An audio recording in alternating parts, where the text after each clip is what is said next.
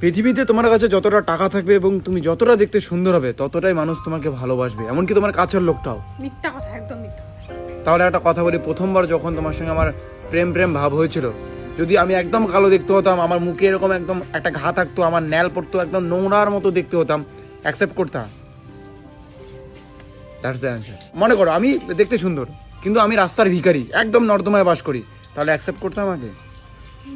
কিন্তু আমি একটা কথা বলবো, এখন তুমি ভিখারি হও, পাগলা হও, মুখের মধ্যে যতই কালো দাগ হোক বা কালো হোক, তাও তোমাকে আমি ছাড়তে পারবো না। এটা হচ্ছে মায়া। বুঝলে?